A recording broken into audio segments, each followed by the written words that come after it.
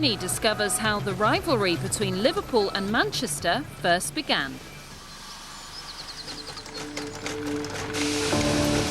This is the story of how the Industrial Revolution was forged in a double act between the Northwest's two mightiest cities. Manchester and Liverpool have been at the heart of developments that have changed the face of the world. Their economies codependent, their destinies intertwined. So this will be a happy tale of mutual cooperation and shared endeavour. Will it, heck? I hate Scousers, I hate all Scousers. Total clash of cultures. They're jealous of us because we've got everything. We've had the Beatles, the greatest football teams. They've had the Ollies. Rivalry for capital of the North, that's what it's all about. Exactly, Manchester wins hands down. Is that what we're left with? The dregs of a relationship? This film is part of the BBC's History of the World project. Our museums are stuffed with objects that tell the great and glorious story of the Northwest's role in that history. So where did the rivalry come from? A journey through the past throws up some unexpected answers.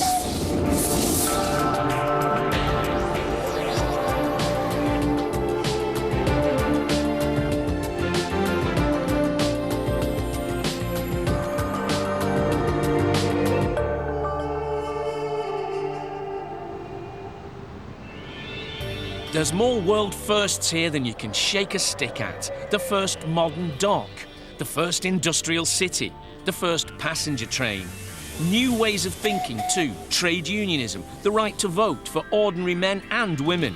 But fellow feeling between the top two cities? No chance. They're the enemy, aren't they? History tells me I hate them, hated them for generations. I'm from Wigan, almost exactly halfway between the two, in the demilitarised zone, if you like, so I'm neutral, it's not my fight. But everyone knows Manx and Scousers hate each other. But where did this rivalry come from, here in a region where so much good stuff was going on and that was becoming the powerhouse of empire? Well, power is at the heart of it, and not just the new forms of power feeding the mills and factories. The battle between the cities was a tussle for power and a battle for the spoils of success. The cities didn't lock horns when they were still puny youngsters. They waited till they'd built themselves into giants of empire, then had a showdown which literally tore a divide across the Northwest. This is where the race for world status for both cities began, here in Liverpool on the River Mersey. Because there, under what's now the shiny new Liverpool One complex, built on stone, was something that changed the face of ports and commerce around the world. The first large-scale stone wet dock on the planet, constructed in 1708 and enabling mass trade to begin with other nations. A dramatic transformation from the empty mudflats found by King John a few centuries earlier when he wanted a base from which to invade Ireland. This is Crosby Sands that we're at now, Mike, but Liverpool itself would have looked just like this 800 years ago. Absolutely. There's the mouth of the Mersey. Yeah. Liverpool estuary. Yeah. Out to the rest of the world from here.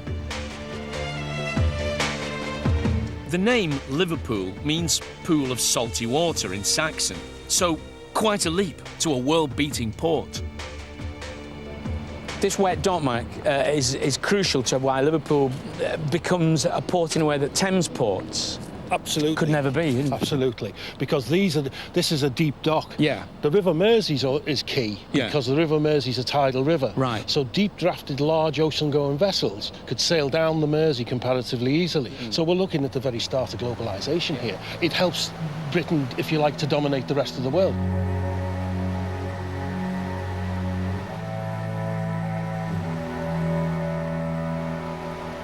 Racing ahead of Manchester, Liverpool became an engine for making money, taxing all the goods coming in and going out. It was destined to become the most important trading port of the British Empire, when the empire covered a quarter of the globe. But a stroll through Liverpool streets reveals the darker side behind the city's prosperity. Cunliffe Street, Earl Street, Gildart, Tarleton, even the city's main shopping drag, Bold Street, each of them named after a slave trader. The slave trade operated in a triangle between Liverpool, West Africa and America and the Caribbean. What are the goods that are going round in this triangle? Cases of gin.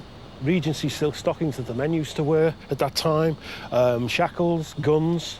All of these things would be actually exchanged on the west coast of Africa with the African chiefs for enslaved Africans.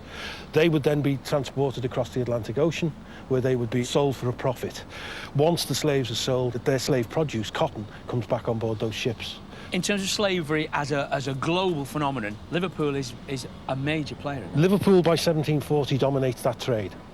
More slave ships are leaving Liverpool than anywhere else in the whole of Europe. Half the slaves ever transported across the Atlantic went on Liverpool ships. The result?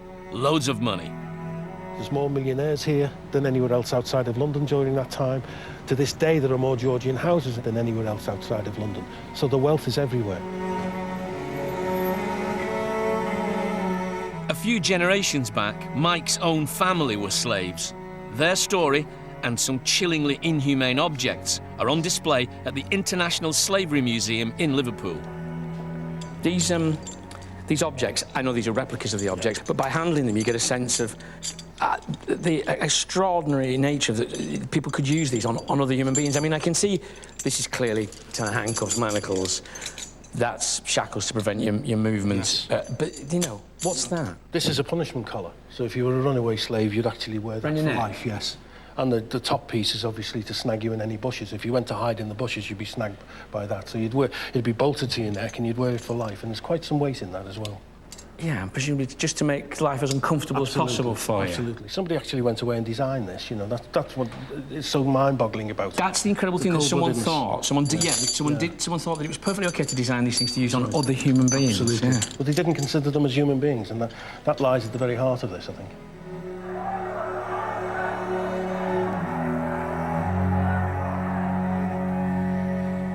All this new trade generated lots of new business, shipping companies, insurers, plenty of work for white-collar management types. Inland in Manchester, wealth creation was a much grubbier and muckier business. The Manchester mill owner had dirt under his fingernails, hence the expression, the Liverpool gentleman and the Manchester man. Funnily enough, that's an expression you only tend to hear in Liverpool these days.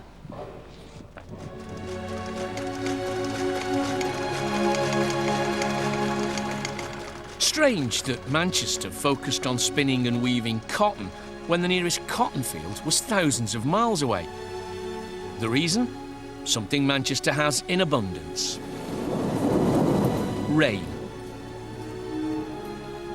Here at Quarrybank Mill, we've got an actual living cotton plant, and this is the stuff that we're interested in, really.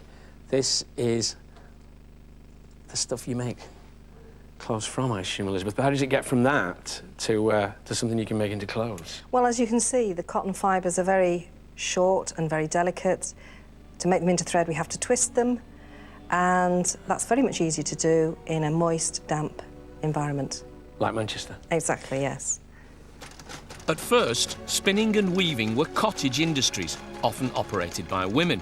Spinners who didn't have kids and husbands could do more and earned a perhaps envious and spiteful new name from those who did: spinster. But getting the cotton from Liverpool through all that rain and mud was a challenge. Roads often became waterlogged, preventing horses and carts getting through. Cue a stroke of genius from a sharp-witted duke in 1753. He created the world's first artificial waterway since Roman times, and very modestly named it after himself. By 1764, the Bridgewater Canal was in business.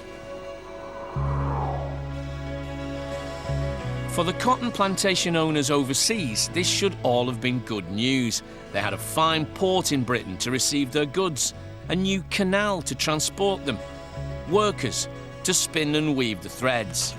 But the cottages were overwhelmed. They couldn't keep up with demand. This would have been the kind of loom that people would have had in their cottages. Right. This was the way they'd made cloth for hundreds of years. And you can see it's very slow. And because I'm throwing the shuttle from hand to hand, you can see there's a limitation on the width of cloth that I can produce. It can only be as wide as you can reach. Exactly, Yeah. yes, that's right. So what you need is an invention that would enable you to weave wider cloth much more quickly. And that big increase in weaving technology was this? Yes, that's right. This is the flying shuttle, invented by John Kay. And instead of me holding the shuttle, throwing it from hand to hand, have a sort of catapult mechanism for propelling the shuttle across the loom. OK. The flying shuttle was just the beginning of the scramble to do things faster. In 1746, cue another stroke of genius from a Lancastrian called James Hargreave, who came up with this famous invention, Elizabeth. Yes, indeed. This is the spinning jenny. And as you can see, instead of just making one thread at a time, like we did on the spinning wheel, we can now make several threads, potentially 16 on this jenny. And did everyone welcome this? Well, no. People always feel threatened by change, and some of Hargreaves' neighbours broke into his cottage and smashed up the jenny because they thought they'd be out of work. But they were fighting a losing battle, weren't they? Because I guess with this speed, increased productivity, this really is the birth of the Industrial Revolution. Yes, that's right. And those who had these machines could make a lot more money. And money lured entrepreneurs. Richard Arkwright from Preston made a mint out of his water-frame spinning machine, which produced stronger thread more quickly. He put it in the world's first successful factory at Cromford Mill in Derbyshire, well away from protesters in Lancashire like the Luddites and the spinners who'd smashed up Hargreaves' machines. Arkwright's focus was on increased production, and if that meant using cheap child labour, so be it.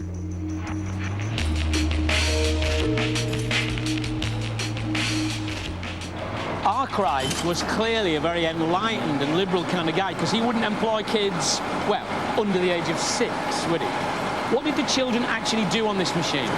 Children on this machine, probably about 6 or 7, they would collect up the cotton dust, the waste that fell off, and they would have to be careful of the carriage, so they would have to work very quickly to avoid being crushed. Yeah. So many of them got crushed, though, and killed, that some of the employers, they would use orphans to avoid an outcry, wouldn't they? Well, that's right. I mean, they were probably even cheaper. And yes, he didn't have to worry about the parents' feelings. A money-saving philosophy that helped Arkwright to become the world's richest businessman. His factory idea, taken up by others, propelled the North West, and Manchester in particular, to the forefront of the Industrial Revolution. Raw materials poured along the Bridgewater Canal, a 45-fold increase in cotton in 45 years. Cheap coal came too, and in 1783, Manchester's first steam-powered mills fired up. The foot soldiers in this revolution? Thousands of new workers. This growth in mass employment, I guess, makes Manchester, at this point, the world's first industrial city. Yes, and it gets the nickname Cottonopolis because it's the cotton industry that's driven that. Yeah, I think, is it true Manchester like to think it clothed a quarter of the world's population? Indeed, at one time, yeah.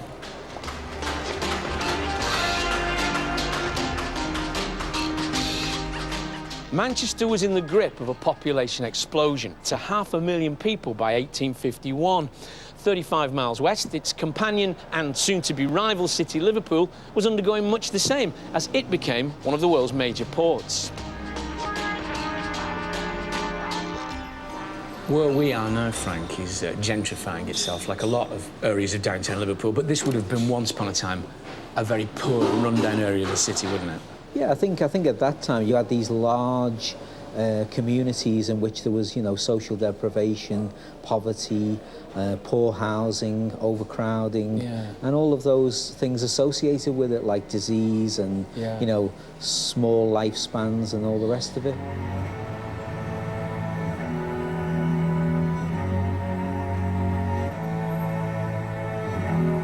But change was in the wind. People didn't enjoy living in these grim and insanitary conditions. They didn't enjoy sweating for 12 hours a day for a pittance. There came the rumblings of a new kind of political and social conscience. And one of the first targets of that was the slave trade, which underpinned so much of the wealth of both cities. By 1790, 130 slave ships a year were setting sail from Liverpool, amid growing unease.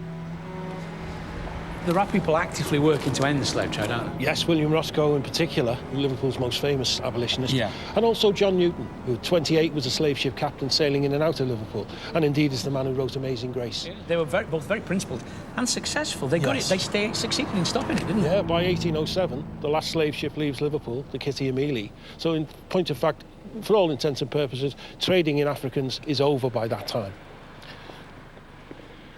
In Manchester, however, the social conscience was about to take a different turn. In these cotton mills, the world's first trade unions were born, the most successful of which, the mule spinners, fought to improve the lot of cotton mill workers. Remember, though, that this is only a short time after the 1789 French Revolution, and the whiff of cordite was still very much on the wind. The thought of an uppity working class struck fear into the heart of the establishment, and here in Manchester, things were about to turn ugly.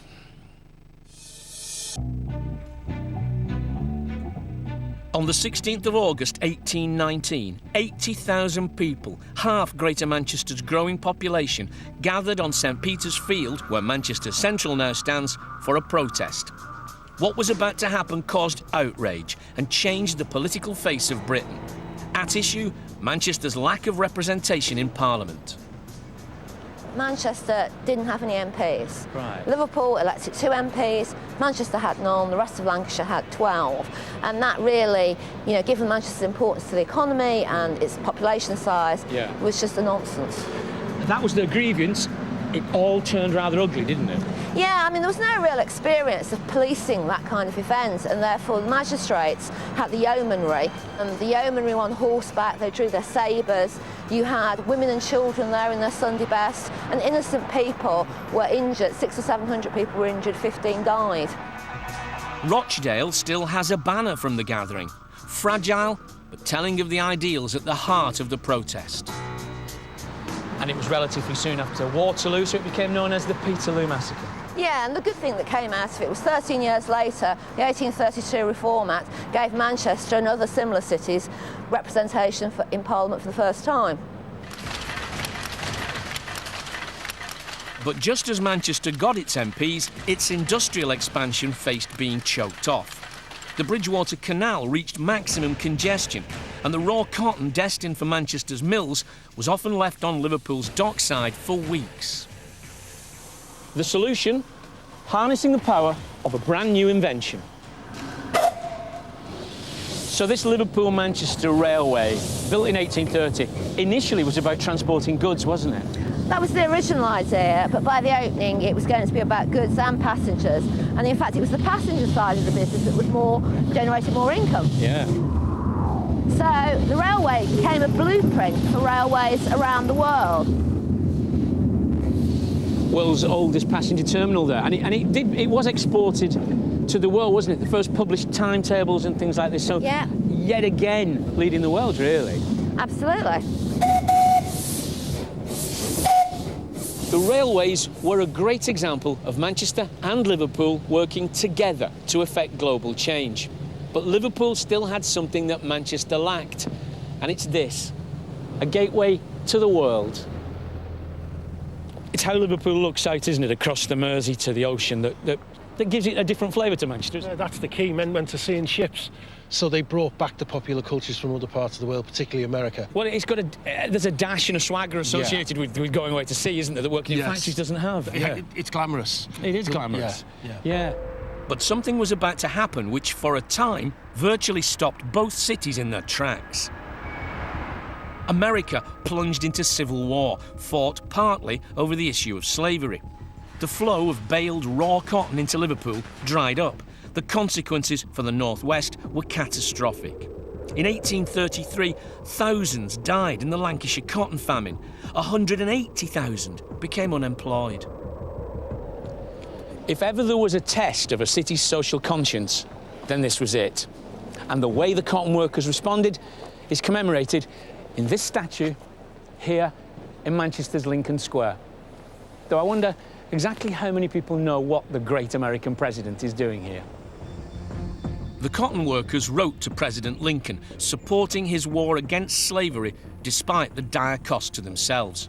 And he wrote back. A copy of his letter is in Manchester's Central Library. And so this is Lincoln basically thanking them. Yes, he basically says that he sees this as an instance of sublime Christian heroism, which has not been surpassed in any age or in any country. In Liverpool, some merchants had supported the slave owners. They backed the wrong side. Nevertheless, after the war, trade picked up again. 4/5 of Manchester's business passed through Liverpool's docks, and Liverpool put the screws on with higher tolls. The sibling cities were becoming rivals. Were Liverpool exploiting Manchester, do you think? I think Liverpool was putting up the costs of import duties. And also, they were linking with the local Liverpool railway owners to increase the cost of shipping goods to Manchester. So here was a dual cost, a double whammy, if you like. Yeah. They say at the time, these Manchester industrialists, that they could send goods more quickly and cheaply from London to Bombay. Yes, exactly. From Manchester to Liverpool. And that situation clearly couldn't go on. Manchester, the city that had sprung from virtually nothing to become Cottonopolis, giant of empire, was about to flex its muscles. The Manchester merchants looked south to the recently constructed Suez Canal, and a new and radical idea took shape. If Liverpool had a stranglehold on their access to the sea, well, they'd just bring the sea to Manchester. Just having the idea was a staggering bit of chutzpah, and Liverpool was not about to let Manchester get away with it. There was no way Liverpool would allow the canal on its territory, so Manchester did a deal for it to join the Mersey estuary at the opposite side of the river. The idea of bringing the ocean liners 35 miles inland stirred public imagination. Ship canal fever gripped landlocked Manchester.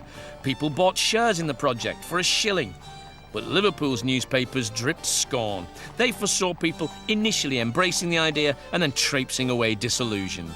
The magazine Punch carried a cartoon lampooning the delights of Manchester on Sea. Obviously, Liverpool feared losing a great deal of revenue from the railways and from the Port of Liverpool. So there was a thought that this could be some kind of Armageddon. It was potentially a fight to the death on Liverpool's side. And Manchester, I guess, thinks if we don't get this through, we'll be forever paying these extortionate prices to Liverpool. Exactly. From Manchester's side, it's also a kind of life and death struggle. Liverpool's docks and MPs opposed the idea fiercely, as did the railway and the Bridgewater Canal. Twice, the Manchester Ship Canal Bill was defeated in Parliament. 100,000 Mancunians took to the streets demanding their link to the sea, and as the city's influence in Westminster was now firmly established, following Peterloo and the Reform Act, in 1885 the necessary bill was finally passed. And this was the result. Manchester's 36-mile-long rude gesture of defiance to Liverpool. The ship canal was deep enough and wide enough to bring seagoing vessels all the way into Salford.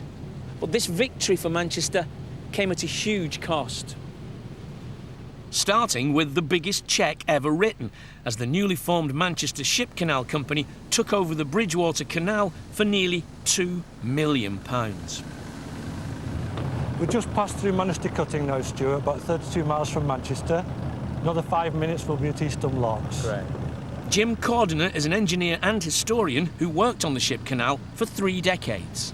Jim, it must have been a mammoth undertaking. Yes, it's said to be one of the great engineering feats of the Victorian era. Yeah. I mean, how long did it take? Just over 6 years from when the first sod was cut in November of 1887. And we're talking presumably enormous amounts of manpower, are we, to do it? Yes, it's said over 16,000 navvies at one time working on the canal. £500 million worth of machinery at today's prices, with hair-raising standards of health and safety. So many people were injured, the project led to big advances in amputee surgery. It's recorded that there was about 130 men killed. 11 was the worst incident along the canal back in 1891.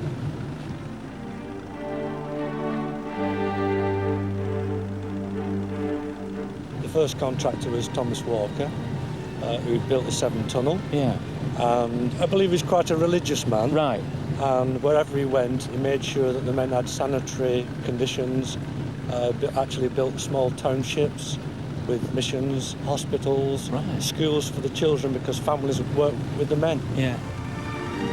Queen Victoria turned up in 1894 to open the canal and enshrine in steel, mud and concrete the symbol of intercity rivalry. Liverpool's Daily Post continued to scoff. It said, "Manchester's gain will not be Liverpool's loss. As to the comparatively few cargoes which will pass Liverpool, they will signify little." In a way, Liverpool was right. Although it did now cost Manchester 10 rather than 15 shillings per a tonne of cotton, saving them £1,500 a trip, and they'd now established global links with America and Canada, it had cost so much to build the ship canal that it was 20 years before it turned a profit. And by the 1950s, trade was dying away anyway, thanks to the global decline in shipping. But what the ship canal really did for Manchester was to set the seal on its gutsy sense of self-confidence. You can see the different ways the cities viewed themselves through their buildings and architecture. Liverpool's Three Graces are dreamy, self-important, grandly looking out towards America and the British Empire across the seas, despite the fact that that empire was already beginning to decline when they were built. Manchester's are red brick, functional, down to earth, and that sense of pragmatism is what helps the city seize the opportunities of the coming age.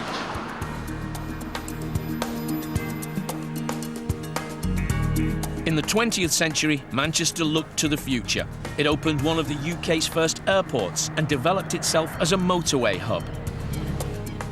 Liverpool continued to focus on the ocean, witness the passenger ship tickets stored in Merseyside Maritime Museum. The city's links to the motorway network and its small airport feel half-hearted compared to Manchester's. So, the differing geography of the two cities prompts different decisions by them in how to develop, doesn't it? Yes, I mean, Liverpool's coastal location gave us a natural advantage in the days of sea travel. Yeah. But as the 20th century dawned, it's no longer an advantage. Things are changing after the Second World War, and Manchester is actually now in a great position to exploit the modern industrial world, and Liverpool is still stuck in many ways in the 19th century.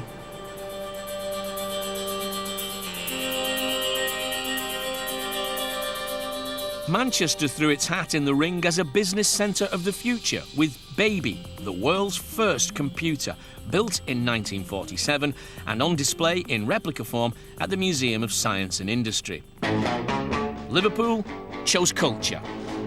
I think the famous phrase of Allen Ginsberg was that Liverpool was the centre of the cultural universe. Yeah. So it felt as though Liverpool was actually a cultural leader in the 60s and 70s, and that was reflected not just in the music. Yeah. And remember, the Times was saying, you know, the Beatles were the best composers since Schubert. Yeah. Two cities divided by a common history. They've left a trail of objects telling the story of shared beginnings leading to separate destinies. So this rivalry, it's not about music, it's not about football, it's not about any of our trivial modern concerns. No, it's about ships, it's about railways, it's about flesh and blood, it's about big money and global power and trade. And given how deep and how wide this rivalry between Manchester and Liverpool runs, well, don't expect it to end anytime soon.